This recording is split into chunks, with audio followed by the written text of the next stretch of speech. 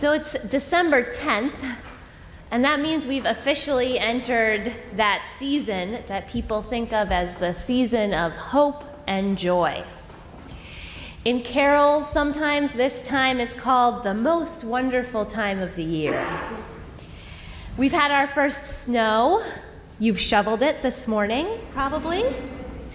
The radio stations have switched to playing holiday music, and the holiday cards have started arriving in the mail. And as you drive around at night, twinkly lights adorn houses, and everybody's favorite colors suddenly seem to be red and green. I see more of it in the room today than usual. They call it the most wonderful time of the year, but the truth is that it can be magical or miserable or somewhere in between. And more than anything else, often the prevailing emotion is, it's complicated.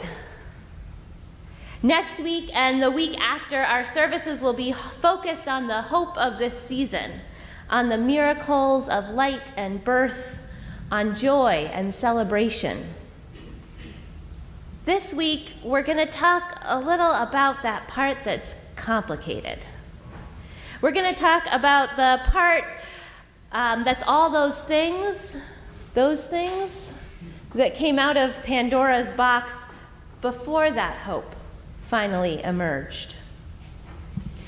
This week is for those of you who walk out of the building the moment you hear holiday music playing. This is for those of you who see those twinkly lights and only feel grief. This is for those of you who worry if you can afford to make this Christmas happen for your family. For you who come to this season in pain, in sorrow, in struggle. It's for you who have no family with whom to gather. For you who carry hard memories of holidays past that re-emerge with the first carol you hear each year. And this is for you who look around at all the brokenness in our world and wonder, what could we possibly find to celebrate? This service is for all of you for whom this season just feels complicated. If you're not one of those people, that's okay. I invite you to use this service to hold in your heart all of us who come to this season with a little more mess in our lives than we might like, who come feeling not so merry and bright, those for whom it's complicated. Together we'll make space for the mess and the magic, for the struggle and the hope, for all that life can be.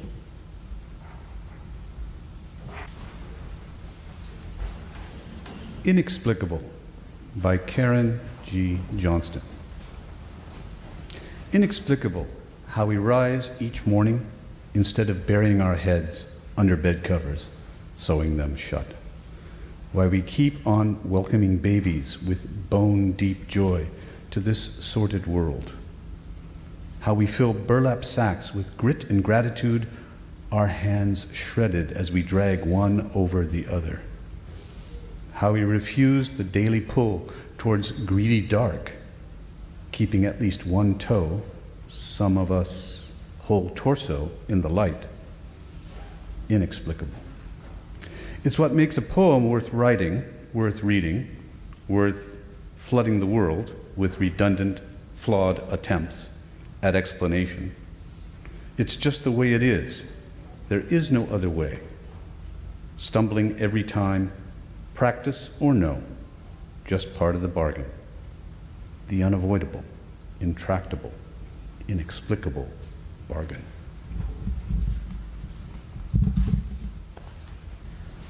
When Mary Meets Mess, written by Reverend Erica Hewitt in December 2016. I know a little about merry meeting mess at the holidays. And by a little, I mean, how much time have you got? 4 Christmases ago, a painful breakup sent me spinning into a long tango with depression. 2 Christmases ago, I came down with the stomach flu. Last year, as tears streamed down my face, friends cut off my long hair in preparation for my first round of chemotherapy. And this year, like many, I'm grieving an election I believe has already damaged the hearts and bodies of our country's most fragile people. I haven't soured on the holidays, however, and I will not give up on Christmas for 2 reasons. First, long before my heart was broken and I lost my hair to chemo, I learned to shape the holidays into whatever shaped hole is in my heart. At times, this has required ingenuity and vigilance. The holidays, laden as they are with traditions and sacred cows, can pull us into programmed ruts rather than genuine wonder. To ask, what do I truly need? And how can I claim my longing for joy? Can happen only when we allow ourselves to practice vulnerability and take mindful pauses. The other reason I won't give up on Christmas is its central message. The holy will never give up on us, her people. In fact, from Hanukkah to solstice, that's what the message of most winter holidays is. The holy, call it God, call it the force, call it love's impulse, will never give up on us, even when we feel like curling up in a dark room and revoking our membership in the human family. I believe that your love will never let us go, I imagine saying to the great all that is. The least I can do is be your spy on the ground. I'll keep watch for love, for compassion, for magic, for awe. And I'll report back regularly, just to feel close to you. Every one of you, sugar plums, has a story about the holiday blues. Crisis, loneliness, wanting to give up. Telling our stories helps restore wholeness. Tell yours. And while you're at it, form a plan for the coming weeks so that on the other side of this winter, you can look back and say, here's how I made it gentler on myself. And here's where I remembered that love will show itself again and again.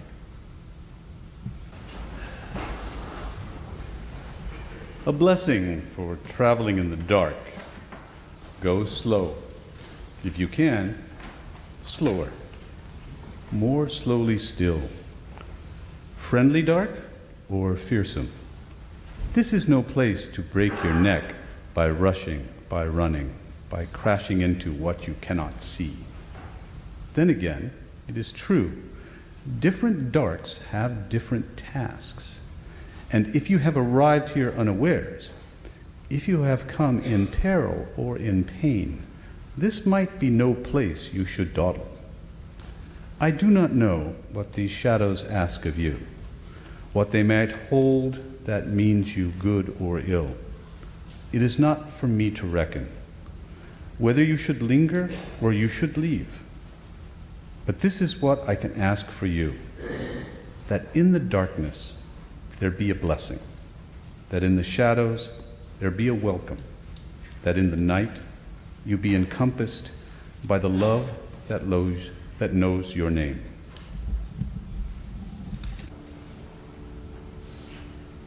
My experience throughout my life with this most wonderful time of the year has been a somewhat mixed bag.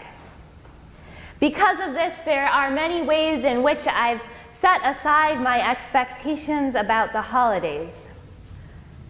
There are parts I love, like our candlelight Christmas Eve service and really any excuse for twinkly lights. And parts I hate, like having to balance two families' different needs.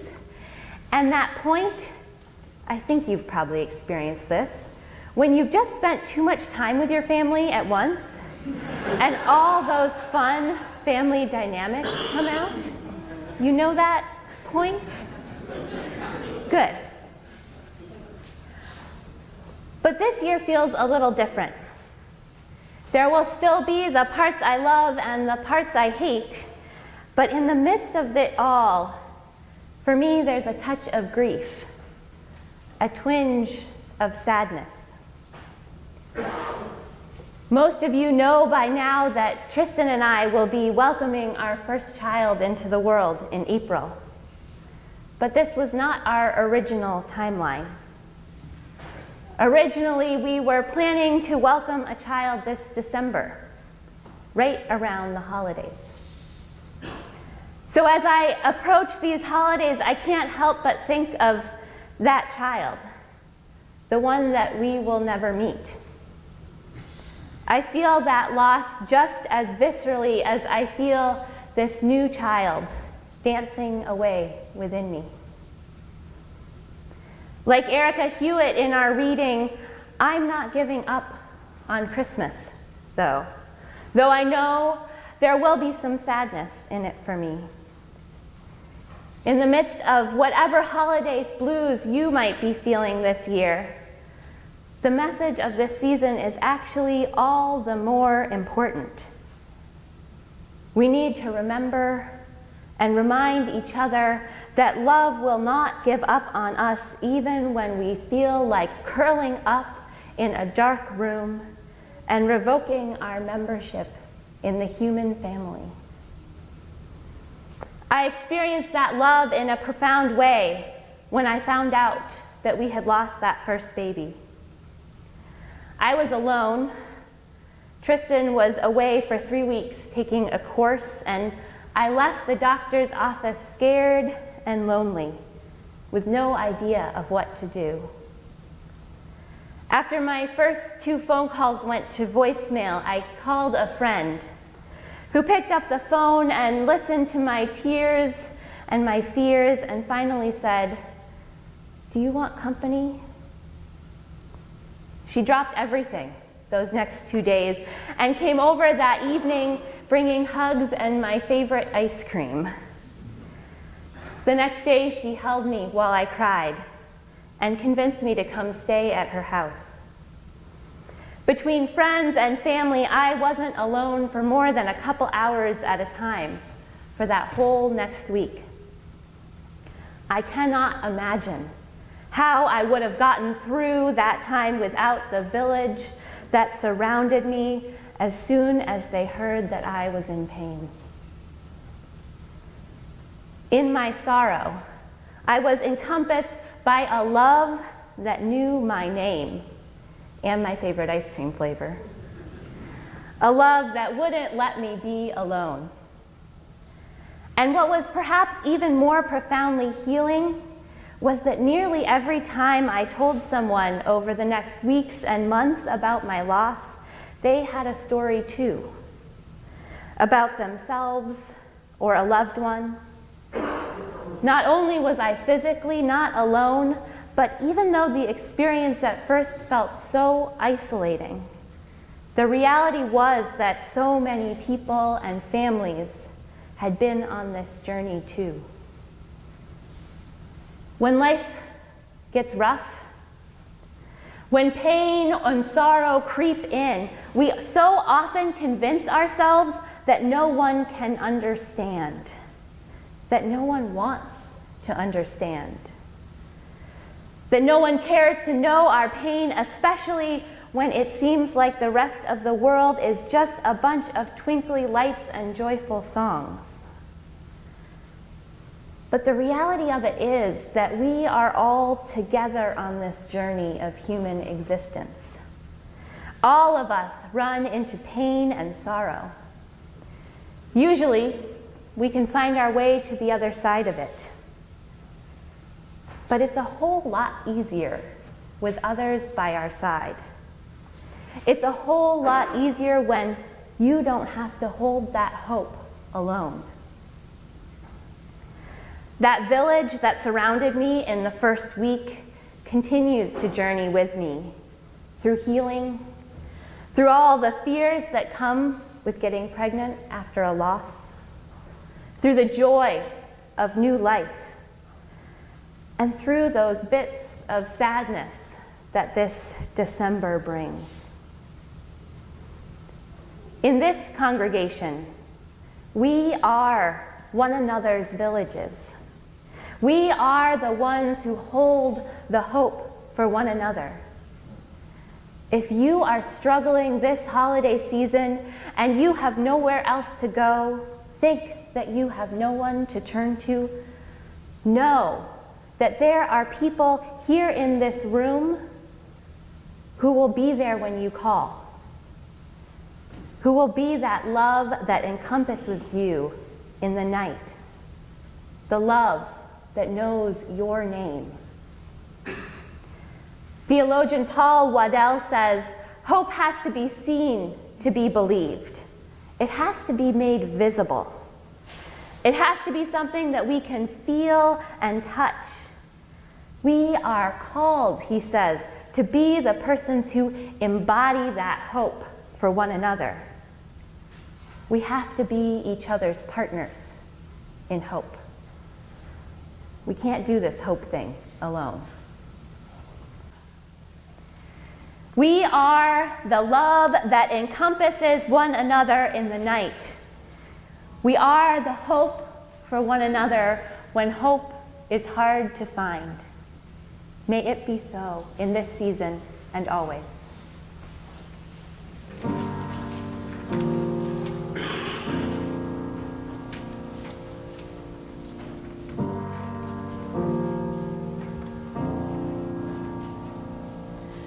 Have you ever felt like nobody was there? Have you ever felt forgotten in the middle of nowhere? Have you ever felt like you could disappear? Like you could fall and no one would hear?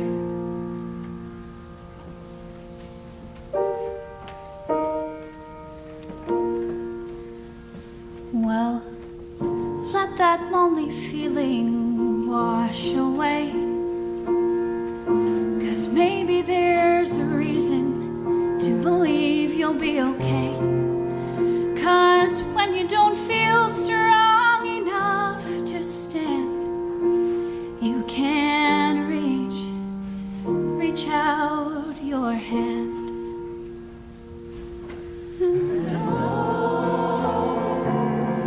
Someone will come running. They'll take you home. Even when the dark comes crashing through, when you need a friend to carry you, and when you're broken on the ground, you will be found. So let the sun come streaming in, 'cause you'll reach up and you'll rise again. Lift your head and look around. You will be found. You will be found. You will be found. You will be found.